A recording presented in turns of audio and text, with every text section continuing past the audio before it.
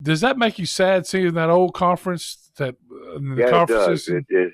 And when you have they've got to have 14 or 15 teams in the conference. Everybody can't play everybody. And there's not enough to divide it up in divisions. So I don't know what's going to happen. To tell you the truth, I just know there's enough good teams that every Saturday a good football team ought to be playing a good football team.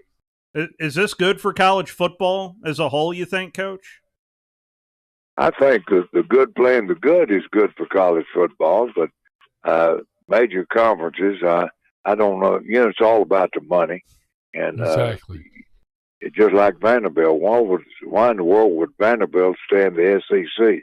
Just look how much money the SEC gives Vanderbilt every year. They don't get all that money out of gate receipts. I don't know if they have even do they have an athletic department now? I think so. Yes, they do. Yes, they do. For a Sure, while they ought to. Yeah, for a while they did, not long ago. Yeah. So what would you do, Coach, to fix it? If you had a vote to fix it, what would you do? So to fix it, Yes, sir. well, I would have a major conference and I'd have it divided into divisions, and that's pretty much what it has. And the championship game would be played off with the division.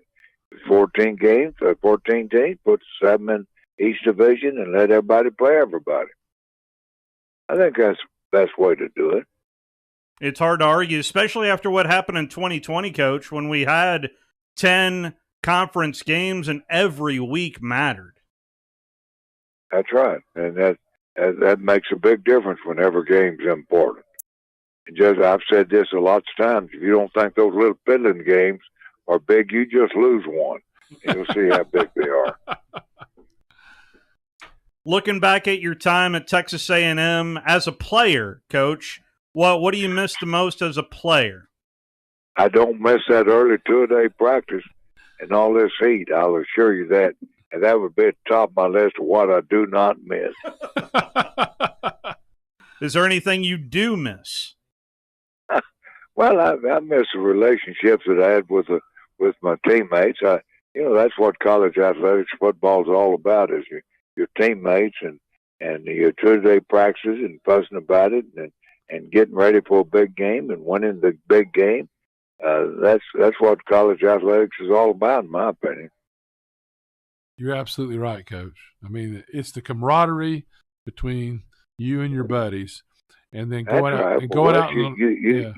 You've experienced all that all during your career, and you watched others good, and it's just something about being associated with a team and being part of something and making your contribution. That's a big deal, in my opinion. Ultimately, Coach, I mean, there are so many places that we have gone in the past, but are you still duck racing there in Paris, Texas? We had the duck race about 3 weeks ago. Raised quite a bit of money for the Boys and Girls Club. Did you win again? I did not, but I did win last year, and I obviously contributed all the money back. But it's a good fundraiser for the Boys and Girls Club. Yeah, so y'all must have ran out of one-legged ducks earlier because we didn't get a phone call to contribute. Well, I ran out of good ducks. Well, I didn't stop you that one year. Say y'all, sorry, Duck, because I remember how much y'all paid me for doing this show. I was going to make sure you had a good duck. Or one-legged duck, boy. You can look at it either way. Coach, I can't thank you enough for hopping on with us and helping us celebrate our 2000th show. We sincerely appreciate it. Listen, congratulations. 2,000 in a row. Now, was Wes at all up? Yeah, I knew that was coming. Here we go. Yeah. Best I remember, Wes would just show up with a good big game. But, if you got 2,000 in a row, we got to show up every day. Well, my brother showed up for a lot, so It's good to talk to you guys, and congratulations for a great show, and and I hope you have several more good years. And hope I can be a part of some of them. Yes, sir. Sounds great, Coach. Y'all have a good day and stay healthy, my friend. Likewise. Thank you, Coach. That is Coach Gene Stallings joining us on the Neighbors Wealth Management Hotline. Yeah, we need to talk to him more. I'm telling you, he called me yesterday and today, I'm telling you, he was sharp as a tack, and you could tell right there he was on it. And he is 87 years old. You're young. Yeah. Is Coach Gene Stallings. Well, we contributed to the one-legged. We got a bunch of one-legged. I thought he won that year, too. He did. Yeah. He donated all back to it's because everybody else gets one-legged ducks but him. That way he knows the charity's going to get the money back. At this point, as much as we spend on those one-legged ducks, if we win, we're keeping the money. Oh, mercy. Well, we do have a little bit of time right here. I did want to play some audio from, oh, mercy. I was about to say Bob Bowlesby.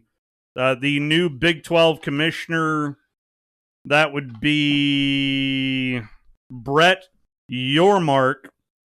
He was asked several questions.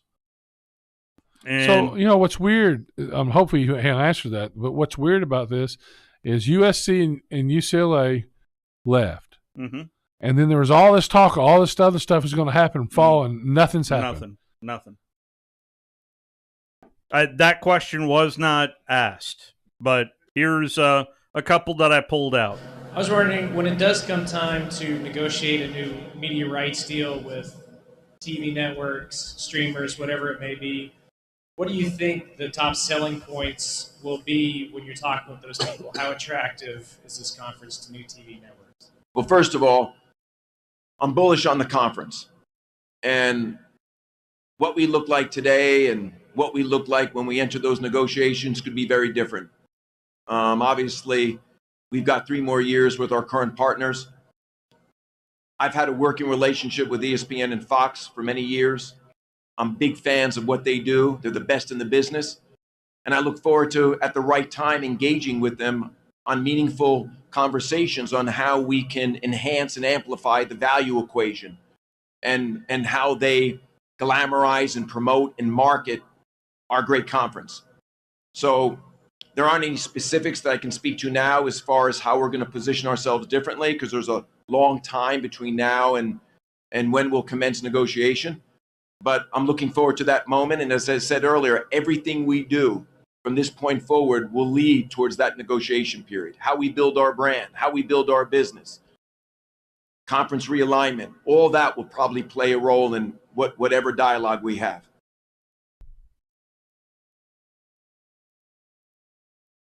Expansion of the college football playoff was asked by Heather Dinich, Wes's favorite. The first is, what are your early thoughts on expanding the playoff from 4 to 12 teams? And the second question is, I understand that you know Pac-12 Commissioner George Kliavkoff from the same media circles. What's your relationship like with him now that you are exploring expansion from his conference? Good questions. Nice to meet you. As far as the first one on CFP, I plan on spending a lot of time with Bob. Obviously, he was intimately involved in expansion conversations and modeling. I do get D1 ticker now, so I'm keeping myself abreast of who's saying what in that space. But I look forward to spending time also with Bill Hancock. He's one of the first meetings I'll be taking here in Dallas when I start on August 1. And I look forward to having meaningful conversations with my fellow Power 5 commissioners on that subject. As it relates to George and I have known each other for quite some time, but I know many of the other Power 5 commissioners. I've been engaged with them daily on conversations. George is a great guy. He's doing a good job at the Pac-12, and no different than the other commissioners. We're vetting out all possibilities and options. But I'm glad to be part of the group. There's a great group of guys there. I mean, he's in a bad position. I mean, is he in a better position than Kliavkoff with the Pac-12? Well, yeah, he could be.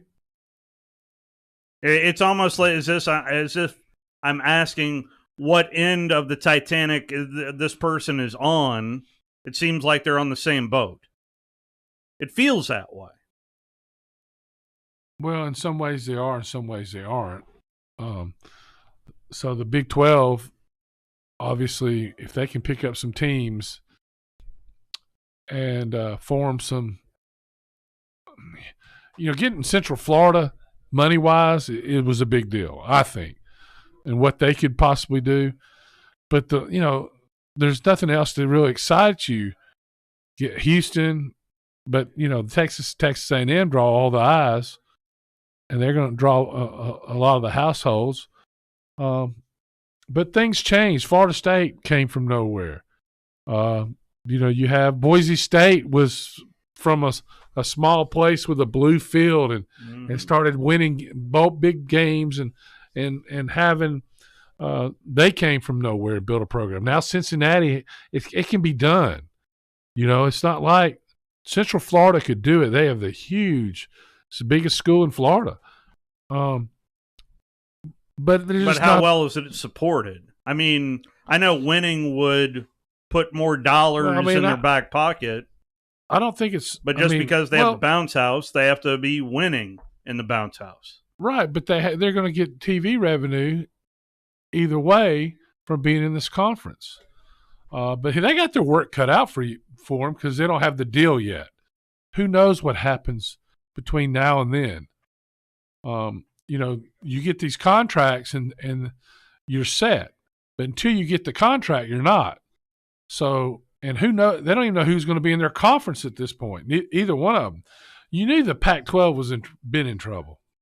I mean, they haven't made a good decision, and we said Bowlesby didn't know what he was doing either, and we said that 8 years ago, and look what's happened. Yeah. So. Bill Hancock is the first phone call because they all want this playoff now that they turned down. Expansion. Yeah, because they need it for the revenue. And all of a sudden, what happened is they pooped in their own nest. But they had it. They had the deal. It was a good deal for everybody. Everybody was on the same page, and then for whatever reason.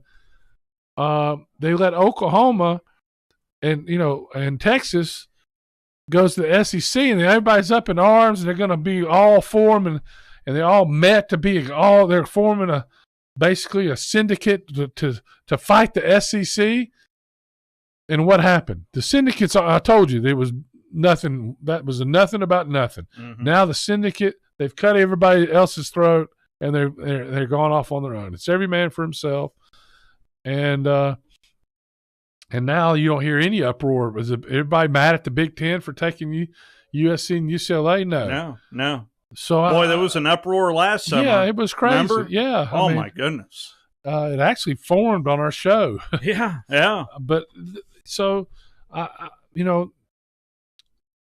it's hard to predict what's going to happen because I don't think they know what's going to happen.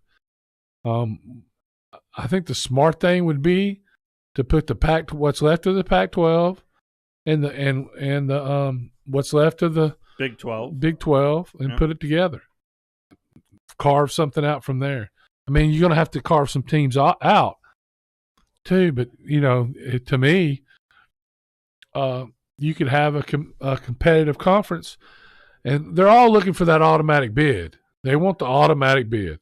They don't want to have to earn anything. They want it to get given to them, and the cash to be given to them, and have a guaranteed deal. But I don't see that happening. No, I don't see it going to. No. I don't see it going away from 4 at this point. Still, we know it won't to the end of the contract. Oh yeah, that's right. Yes, yeah. Even then, who's going to have all the? I mean, I think the Southeastern Conference Commissioner, Greg Sankey, is posturing. I mean, they've gone out and said, hey, we're just going to do this, and we're going to play the Big Ten, and we're going to have our own little deal. I think that's posturing so they can, don't have to give up any negotiating power to get the money. If you start at X, they're going to expect you to give something up till you get to Y. But they're going to start at A and work their way to Z. And that's smart. I mean, that's what they're doing. So what you're having is a bunch of posturing is what it is. And in the reality, the Big Ten and the SEC do hold all the cards. We just got through talking with the Texas A&M grad. We will talk some Aggie football on the other side with Olin Buchanan next. Log on today, 977ESPN.com. You're listening to The Drive with Wes Neighbors and Steve Moulton on 97.7 ESPN The Zone.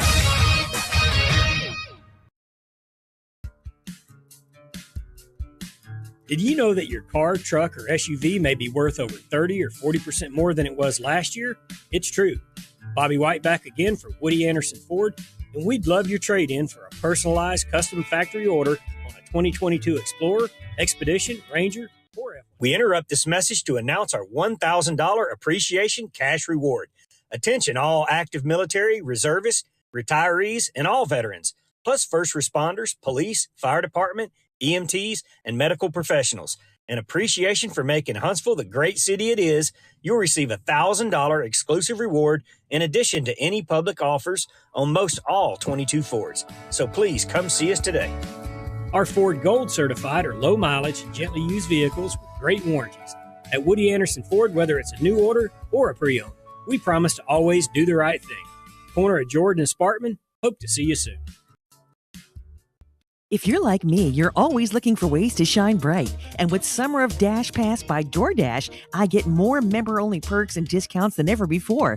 The more I shop, the more I save, with 0 delivery fees and access to exclusive items that make my summer feel easy and breezy. Sign up now with promo code RADIO22 for 50% off your first order up to $15. Dash Pass benefits apply only to eligible orders that meet the minimum order amount. Other fees, taxes, and gratuity may apply. Terms apply. I'm here with Stan McDonald of the Stanton Law Firm. Stan, I guess you are the Stanton in the law firm. Yes, Wes, that's me, and we started the Stanton Law Firm so that myself and 4 other attorneys with me can help clients litigate, negotiate, and creatively solve legal and real estate problems. Now, Stan, you grew up on a family farm in this area and have made a name closing on houses and land with your closing company, Jacob Title. I grew up on a farm which used to be in the country. That, plus having closed on so many homes and farms, one of my colleagues started referring to me as a classic dirt lawyer. Now, I didn't know how to take that at first, that tag, but I realized that's exactly what I do and what I am. Dan, I know the attorneys at Stanton Law Firm are regular listeners, and we plan to have you on periodically. You and I have seen have impacted this community. Stay tuned, and you may hear about friends like Steve Booker, Clarence Johnson, Thomas Boyd, and even a few of those offensive line hogs like Hoss Johnson, and maybe you remember some other of those guys too. I remember Clarence Johnson. He beat us one year. He was unbelievable. No representation is made that the quality of legal services to be performed is greater than the quality of legal services performed by other lawyers. Are you in the market for a recreational vehicle? Do you want to get out and see more of this beautiful country? Well, imagine hearing the laughter of your little ones enjoying gooey s'mores by a cozy campfire and making lasting memories with your friends and family from the comfort of a new camper. We can make your dreams come true at Hall's RV. With over 15 years in the camping business, we know how to get our customers into the perfect camper. We have several models and floor plans here for you to choose from, both new and used. We're family owned and operated with fantastic deals and great service. Everyone wants to work with people they can trust, so come on down to Hall's RV and get the deal of a lifetime. We'll treat you right and get you on the road in the camper of your dreams. Visit us on Highway 431 in Albertville. Hall's RVs, where we sell fun. Or see us on the web at www.hallsrvsales.com.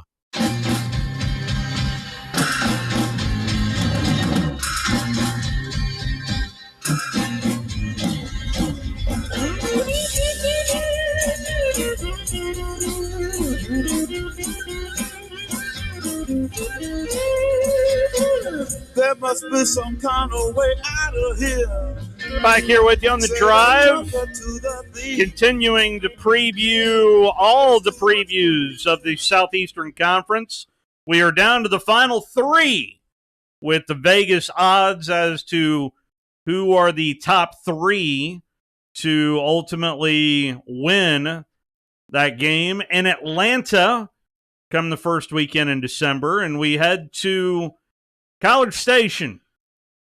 I mean, what's been going on in College Station? It's been a fairly quiet offseason for Olin Buchanan, who's had time to take multiple vacations. How are you, Olin? Well, I'm doing fine. I don't know how quiet the offseason has been, but lately it's been a little bit subdued. It's been crazy more than anything. But no pop-up press conferences from Jimbo anytime soon. So it's nice that we get a little bit of a break. Yeah, I mean, gosh, it seems like the last couple of years, A&M's been talked about as much as anybody in the off season. You know, from I guess after spring until SEC Media Days, and this certainly was a year that was very interesting. I'm kind of glad that things have subsided a little bit. I guess it's because all the coaches are on vacation. Is it realistic to think that this Aggie team is capable of winning the Southeastern Conference this year? Yeah, I think it's realistic. I wouldn't pick them, but it's certainly realistic. I think they're going to be a better football team than they were last year. For several reasons, but they do have some question marks that they have to address, primarily with their pass rush, and if they can find a deep threat, which I think they feel like they found it with this incoming freshman, Evan Stewart. But I mean, this team, again, with two freshmen starting in the offensive line and a backup starting. Another backup starting, and then a backup quarterback, beat Alabama. And, I know they weren't able to close out with wins over Ole Miss and LSU. Mm-hmm. But I do think this is going to be a better football team they had last year. And if that team was, I guess you went into the last couple of games with a realistic chance to win the West. Yeah, so if you're better, then yeah, I think you do have a more than just a prayer. I think you have the ability to do it. Now, once again, when I'm in Atlanta next week, and they ask the media to vote on who's going to win the West, I'm going to put Alabama, just like I guess probably about 99% of everybody else, and then. And then we're going to question that 1% and ask them what they're thinking.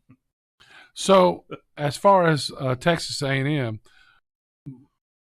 I mean, what has to happen for? I mean, you just said get a deep threat, but you're starting a new quarterback. Although he did start at the beginning of last year, but what has to happen for you guys to win it all? I mean, it seems like you're going to be a really young team. Of most, or am I wrong? A lot of freshmen and sophomore players. I don't think there's going to be a lot of freshmen and sophomore players. I think there are going to be several freshmen and sophomores, or especially freshmen, that you're counting on to make an immediate impact. And I already brought up one, Evan Stewart, and I think some of those defensive linemen that they recruited. Part of this recruiting class, I think they're hoping some of those can come in and make an impact. But your offensive line now, you got a lot of experience there with Layden Robinson. He's going to be a senior at one guard, and then I know they're sophomores, but Reuben Fothery and Bryce Foster, they were starters as true freshmen. So they've got a whole season under their belt. I think Devon Achane at running back is going to be as good as anybody in the country. And I know that they're supposed to take a step back when you lose a player like Isaiah Spiller. I think they're going to be better at that position. And quite frankly, A&M, you mentioned that they don't have a starting quarterback coming back, but I think I can feel very confident that A&M will be better at quarterback just because, quite frankly, Zach Calzada, with the exception of one game, was largely average to below average if you look at his season in the totality. So I think they will be better at quarterback. I think they'll be better than they were at running back. They're potentially better at receiver because you guys know Anaya Smith's a really productive receiver, and if they can find a deep threat, not only is that going to help your running game and give you the chance to make more big plays, but maybe create a little bit more room for Anaya Smith. So I think that there's a lot of talent on this A&M football team, a lot of NFL caliber talent, but there's those areas that they have to address, and if those guys come through that haven't played a lot, like I mentioned, Evan Stewart, or defensive ends like Tumisi Adelie, who was a 5-star guy who redshirted last year. Fidel Diggs, the guy's been around and waiting his turn. You guys see it all the time. What's the word I always heard in Alabama? It's just the next Savage up or the next 5-star guy up. Well, A&M's got some really good players with a lot of ability and potential. They've got to show that they're ready to step up. And I think a linebacker is another area of concern. I think they've got one guy, sophomore, that Edgerrin Cooper may end up being as good as anybody they've had here for the last 20 years. But they play with two. And they'll probably start a senior there, Andre White, who's been okay, but needs to be better. Any chance Max Johnson could start game one? That was going to be my question. My question is, does Max Johnson have a chance to play? Not just start game one, but to play next year. He has a great chance to do both, play and start game one. I think when they talk about the quarterback competition, I don't think it's coach speak when they say that, it's a really close competition. I think it really is. We saw enough of Haynes King to feel like he was going to be a really good player before he got injured last year, and then if you just look at it based on the spring game, and I know it's a small sample size, and everybody said, what can you really know from a spring game? So I wouldn't go all in on that. But if you were going to base it on that, Max Johnson was better. He outperformed him in that spring game, no question about it. And he hadn't been here, but he's the only guy on the in that quarterback room that has extensive experience starting in the SEC, and he was pretty decent quarterback at LSU without a lot of help and when I say that I'm talking about the coaching staff at the time as much as anything.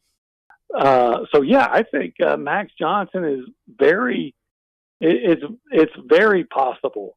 It's probably a 50-50 bet if he's going to be the starter. Sidebar, yeah, you mentioned about Calzada. For the Auburn fans, give the Auburn fans a little scouting report of what you saw from Zach Calzada. Tough kid, huge arm, and real competitive, but has the let's understand that people get better. So I'm not saying he's a finished product by any means, but based on what I saw last year, and there were issues. He did get hurt in the Alabama game, so he was never 100% after that game. But if you look at it in totality, I think he was very often hesitant to make plays or to decide what to do with the ball. He threw a lot of interceptions. There were times he didn't know whether or not he should run, and by hesitating to either run or throw, it usually turned out to be a negative play. Sometimes it'd be a penalty because a lineman would be downfield thinking he's going to run, and then he would come back. He was just one of those guys that he was struggling. He would have open receivers and sometimes throw the ball 5 yards over their head. but he's not without ability. He, again, big arm. He really struggled with touch. He had a lot of trouble, especially early in the season, on short passes. They were saying a lot of times he was Nolan Ryan when you needed Bob Nepper. And I'm maybe only Astros fans, and I doubt there's a whole lot of those. No, I'm with you. So, when you got a guy who's just 10 yards away from you on a check down, you don't have to throw it in there with everything you've got. And that was another issue that Zach Calzada had. Sometimes careless with the football, but definitely able to make some plays. You might go back and look at the LSU game last year. A&M's trying to rally in the fourth quarter, and it looks like he's going to get sacked. And he makes a great move to avoid pressure and finds a receiver downfield, and they turn into a touchdown to take the lead with about 5 minutes to go. I mean, it was as outstanding a play as you'll see. But early in the game, he had a chance to run for a first down. He's trying to run away from the defense, and looks like he's going to pick up a first down. He just falls. I mean, it's like he looked like a toddler starting to run for the first time and tripped. And you're like, what happened? So you would see in the same game, sometimes in the same drive, something spectacular, and then something where you're like, what is going on here? So, again, I'll give him that. Some of it was he wasn't 100%. Absolutely. After that Alabama game, he was not 100%. And he was starting for the first time in his career. So I would expect very young quarterback, right? Yeah. Well, he was in his third year here, but he hadn't played a lot. So I'm not saying, look, Auburn has, has hitched a wagon to an old nag that's on its last leg. That's not the case. I'm just saying that based on what I saw from him in all of last season, if I had to give a honest appraisal, I would say save one game, he was very average to under average. So let's get back to Aggieland. So biggest misconception of Texas A&M is what, Olin Buchanan? Oh, gosh. The thing I keep hearing when I get people call me up and they interview me about A&M and saying, this is just a team that's, always winning 8 games and haven't made any progress under Jimbo Fisher. And I had to point out to one guy that, yeah, you realize when they only won 9 games 2 years ago, they only played 10. So to say that they've not made, and they should have been in the playoff, I'll die on that hill. They deserved it over Notre Dame and Ohio State, quite frankly. I mean, when you're the thing everyone's holding you against you is you lost to that Alabama team. Oh gosh, that's a major sin, right? Everybody else did too. So they've made progress. They made astounding progress, really. And I think last year they were victimized by a lot of injuries, and that happens sometimes. You don't whine about it and feel sorry for yourself because that's part of football. But it's one thing that they had to deal with that really hurt them. But I think that they're continuing to make progress and that they've dramatically raised the talent level in the last 4 or 5 years under Jimbo Fisher. So I don't think I think if you say, well, look at them, they're a team that's a program that's just an 8-win program. I think you're not looking close enough and doing due diligence to again, remind yourself that one of those years when they won 9 games, only had 10 games that they played. And then, every team, if they have can have that year where you just have bad luck with injury. And I think that's what happened with A&M last year. So I from hearing you earlier, Olin, you got Bama winning the West. I assume you have Texas A&M second? I would probably pick Texas A&M second over Arkansas third. That's probably what I would do. And Yeah, I think there's, I'd go out on a limb in the East. I'd take Georgia. Yeah, we're going to get a lot of that next week. There's no worry about that. But if by chance A&M were to go 8-4, is there any issue with the amount of money that has already been spent to Jimbo Fisher, or do you think it would be this team is still young and a lot is coming back? No, I think unless there's something dramatic, that he starts riding motorcycles. Yeah. If he seems to have a good relationship with his wife, so I don't think we got to worry about that. But that's pretty funny. Unless he has a motorcycle wreck that we're not looking forward to, I think that it's time to expect 10 wins out of A&M. I think it's they're at that point now where you should demand for A&M to start playing at the level that makes you an SEC championship contender. That doesn't mean you're going to be the SEC champion, but it's time to be a legitimate contender, I believe. And I think if they get anything less than 10 wins, I think that the 2022 season should be considered a disappointment. Olin, safe travels to Atlanta. Look forward to seeing you at the College Football Hall of Fame, sir. Well, I'll be there, so come by and say hi. I will. I certainly will. All right. Nice talking to you guys. Thanks for having me. Yes, sir. Going to be interesting. See, now my question to Jimbo Fisher is going to be: do you own a Harley Davidson? and how often do you like to go up to the Ozarks? Anyway, let's take our final time out. We'll wrap things up on the other side. You're listening to The Drive with Wes Neighbors and Steve Moulton on 97.7 ESPN The Zone.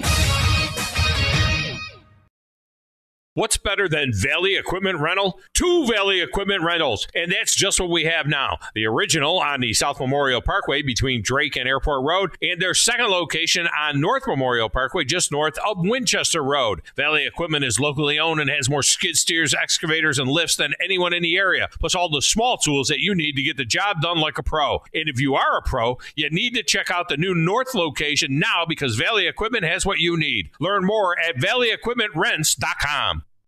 The world champs are back. The Braves are out to defend their world championship. And behind Matt Olson, Ronald Acuna, Dansby Swanson, Max Fried, and this loaded 2022 roster, a repeat is within reach. There goes Ozzie. 2-2 on the way. Hit well. Deep center field. Might have ourselves a tie ball game. You betcha.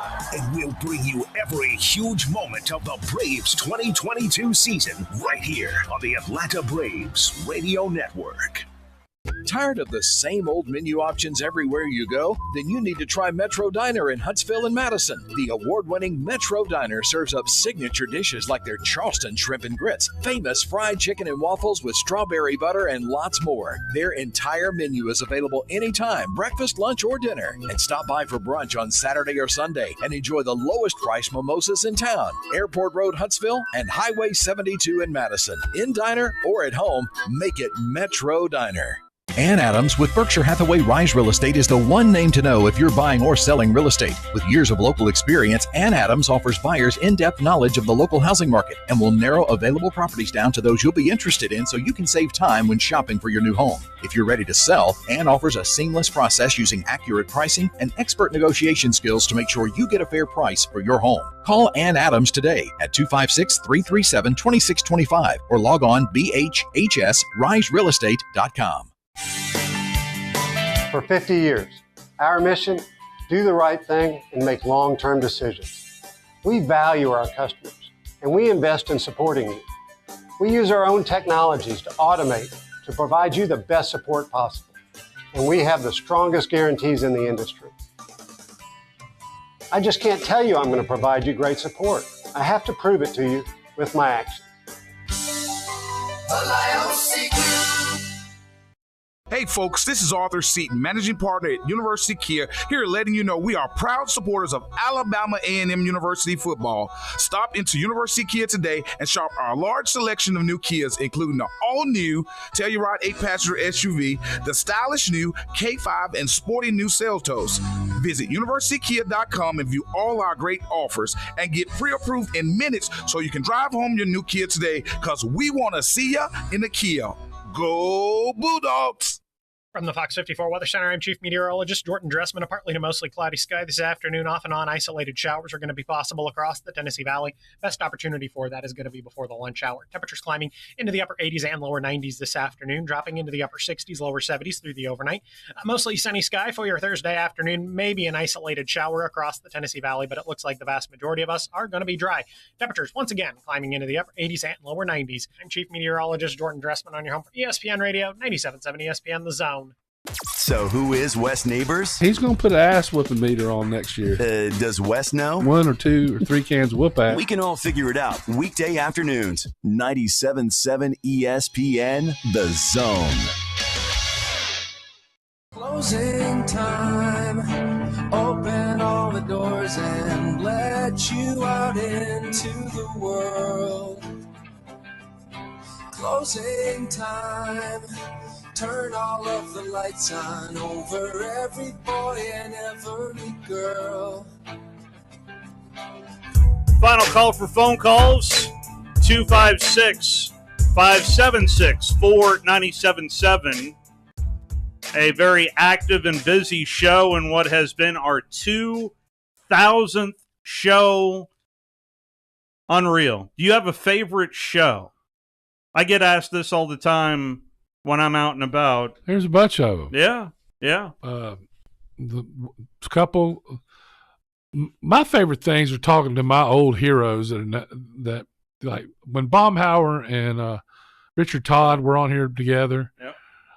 When going to anytime we went to Coach Dye's, it was special. Yeah. Coach Fuller's rant against Caitlyn Jenner getting the and you Woman of the Year. And you would always say, is he a guillotiner or is he a tucker? Yeah. Then you go, what? So, and then the show where, when Coach Granville started coming on here, and he's just hilarious. So it's a bunch of.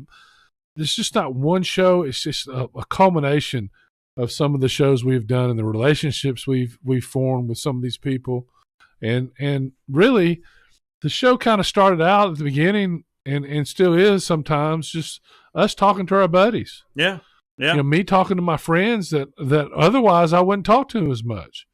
And then me finding out that you knew like half of the people I worked with in Atlanta. Yeah. I'll never forget when we had I.J. Rosenberg on, who was the beat writer for the Atlanta Braves, and you're like, of course I know I.J. I know, yeah. So, I ran into a lot of these people, and then growing up, and basically I grew up in the locker room in Tuscaloosa with Coach Bryant, and all the relationships my dad had, and that's kind of why I wanted to do a show, and I thought we were doing. You remember, I agreed to 2 months, and they talked me into 4 months, and that was 10 years ago. So it's kind of been a crazy ride, and one I've enjoyed immensely.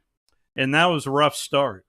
Oh yeah, well I mean, I don't mean you. Well, no, I had an idea of what I wanted to do the whole time. So there's one interview that I have kept, and it was with Mal Moore. Well, When we had Coach Moore on, I think that interview, I want to say 4 different people were asking questions to Coach Moore.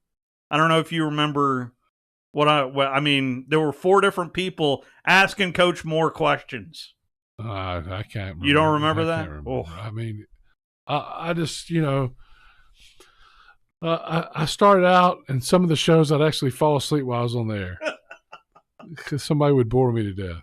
But that would be usually me talking basketball or me talking. No. I've never fallen asleep. Well, maybe once. But it's that would be the road trips. the road trips have been legendary. We need to do more of them. But for instance, next week when we're in Atlanta, that's going to be a lot of fun. We need to do a reality TV show, especially since Drew's been on. Oh my gosh, yeah, Drew's a lot of fun and has so much knowledge. Yes, he does. But he goes out on a limb a lot. The Blake Barnett thing, I'll never hear the end of it from me. Yeah, him talking about what's we hear the promo going on constantly. James Harden is never going to win. A long time. Is a long time. He could be on a super team that it gives himself a ring. Yeah, but you just never know. James Harden is kind of known as a team killer, but nonetheless, he could end up. You never know on that match. You absolutely never know. So he's yawning. He's yawning right now because we're talking basketball. All right, on this date in sports history, let's see here. There's a couple of these that I do remember vividly. 1995, Greg Maddux of the Atlanta Braves defeats the San Diego Padres 4-1. His 51-inning streak without a walk is ended. And he did so to the opposing pitcher, Joey Hamilton. I remember that vividly. It was a 3-2 count, and it was an iffy pitch. On this date, unfortunately, in 1993, Davey Allison died in a plane crash. He was 32 years old, was Davey Allison back in 1993. I thought that was a helicopter crash. I think you're right. I think that was a helicopter. Because it happened at Talladega. Baby. 1972. Do you remember this particular? I know you don't, Love Child, but Robert Irsay buys the stock of the Los Angeles Rams for $19 million and swaps the franchise for the Baltimore Colts. The players and coaches were not affected. And then ultimately Baltimore gets in the Mayflower moving van and moves to Indianapolis, and now we've got the Baltimore Ravens. So there you go. A little bit of on this date in sports history. And we have yet to really even talk about another major in golf that tees it up early tomorrow morning. I do find it interesting that if you look down the rundown, the live golfers are teeing it up at like 1:23 local time. So in other words, it's not even televised though, right? Yeah. Live golfers. Well, no, it's the Open Championship. So some of the live golfers are playing in there. Okay. Yep. I've been keeping. But like Phil Mickelson, it's like the middle of the night if you want to see those guys get featured. But Friday afternoon, they'll have the late tee times. Tennessee Jeff is on the Neighbors Wealth Management Hotline. What do you say, Jeff? Hey, brother, thanks for taking my call.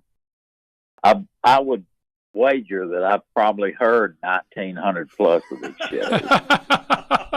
Well, we appreciate that. We do really appreciate you and your dedication. I probably call too much, but I listen all the time.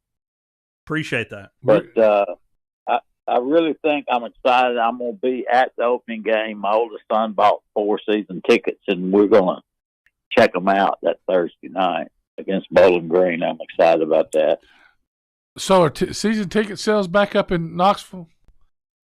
They're going to try to get them. Their plan is to get them back up to 70,000 by next year.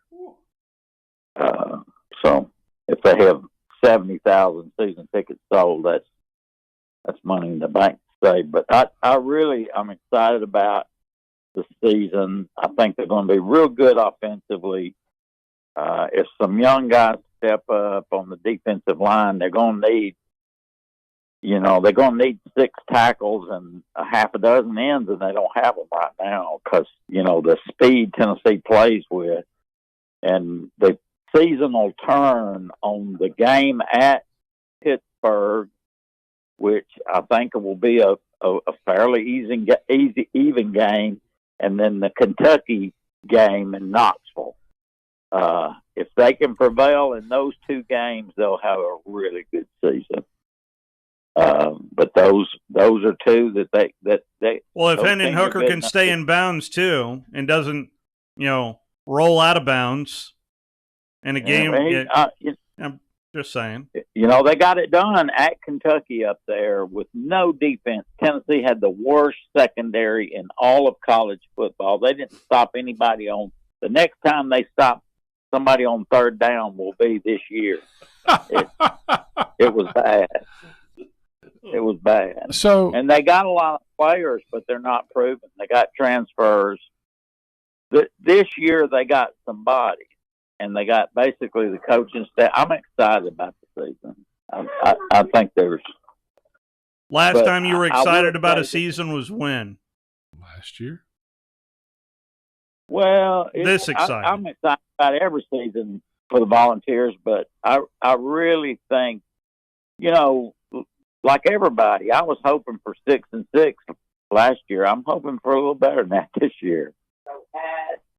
Who said roll tide? That's my wife.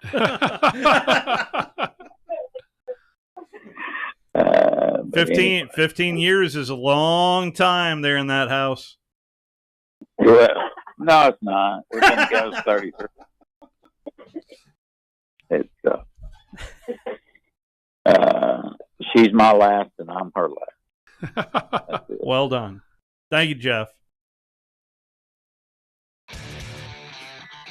I did tweet out Alabama's record against all the SEC teams, and actually the lowest winning percentage that Alabama currently has against all SEC teams is Tennessee. What? 60%, their lowest winning percentage. Oh, overall through the years. Okay. Yeah. Well, here's a stat. There have been more head coaches in the Southeastern Conference since Coach Saban has been there than he has losses. Yeah. Look at Love Child. I think he just threw up a little bit in his mouth. We will be at Baumhauer's Victory Grill coming up tomorrow. Appreciate you listening.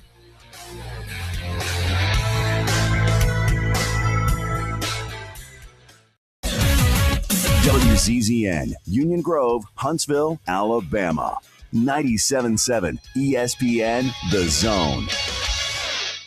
Download our app today. Just search 97.7 ESPN. It's water and dust resistant. That's 977 ESPN. We are 97.7 ESPN, The Zone. And that's it.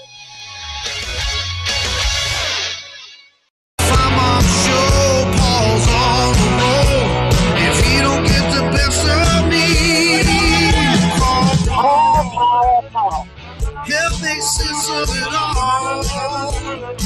What's going on, Pablo? Kneeling's up on Rocky Top. The Razorbacks are hard to stop. War Eagles soaring in the wind. Let me talk, Tammy. Okay, go. Tigers rocking in Missoula. Wildcats are grinning too. Talk about the tide that's rolling in. The weekend's full of surprises. From big upsets to robberies. On the Farm Mom Show, heads are gonna roll. If they don't get the best of me, we'll call Paul. Can't make sense of it all. Yeah, call Paul. Don't take those calls. I could give you my address and phone number if you're ever in this neck of the woods. This is the Paul Feinbaum Show. It's not Jerry Springer, right? Good Wednesday afternoon. This is the Paul Feinbaum Show, and talking season is here, folks. Big 12 Media Days underway. Brett Yormark, the new commissioner of the Big 12. We will hear his comments as he opened things up in Dallas today for the Big 12. As talking season is here, SEC gets started on Monday. 7 quarterbacks will be in Atlanta. The ACC player list has been released as well. We will get to those guys. 9 quarterbacks going to be there in the ACC. We'll talk with David Hale coming up from ESPN, covering all things ACC. What is going on with the grant of rights? Are we going to see some stability in that conference? What is their future? We'll do a lot of that coming up here in just a few minutes. My name is Braden Gall, in for Paul. You can get to me on Twitter at Braden Gall. Honored to be here hanging out with you guys one more hour today. 855-242-7285. And the Big 12, what are they going to do? I think they actually are operating from a position of strength. And I say that not because I think they're the best league or they're going to make the most money or they have the best teams. They're certainly going to lose a lot of that when Texas and Oklahoma leaves. But I do think they have the most freedom to do whatever they want, be creative, and try to find some future value for their conference. The new conference commissioner, Brett Yormark, he starts technically August 1st. And he's been having meetings in the Big 12 with the current teams in the Big 12, Texas and Oklahoma, who are about to leave, and then the 4 teams who are about to join. So he's basically conducting meetings with the ex-wife, the current wife, and the future wife all at the same time, which I imagine, as someone who's only got just the one wife, never had an ex-wife, I imagine that is an extraordinarily bizarre situation. So he stepped into this role. He stepped into a big, giant mess. USC, UCLA happens. What is the Big 12 going to do? These were his comments today, this morning, his opening statements about the Big 12 being open for business. What excites me most about joining the Big 12 is the transformative moment in front of all of us today. We have an opportunity to grow and build the Big 12 brand and business, be aspirational, define our point of difference, all while never losing our commitment to always compete and develop our student athletes at the highest levels. Moments like these do not happen often, and we must seize them and make the most of them. It will require incredible work and collaboration. One thing is for sure, there is no doubt the Big 12 is open for business. We will leave no stone unturned to drive value for the conference. That was Brett Yormark, the new commissioner for the Big 12. And I thought that one of the interesting comments there was define a point of difference. Now, if you're a marketing junkie and guru and branding junkie and guru, then you know things that make you different are positive marketing assets. And I'm curious what he thinks that is with the Big 12. He's very clear about expansion. He's very clear that they're going after assets to improve their negotiating status when it comes to a new television contract. I like the fact that he's just saying the thing out loud. Just say the quiet part out loud. Tell everybody it's about money and it's about a TV deal and it's about building as strong an offering as they can possibly have. And I think they actually come from a position of strength because they have the ability to try to go acquire other teams, whether that's Pac-12 teams or Group of 5 teams or whatever. Like, no, they're not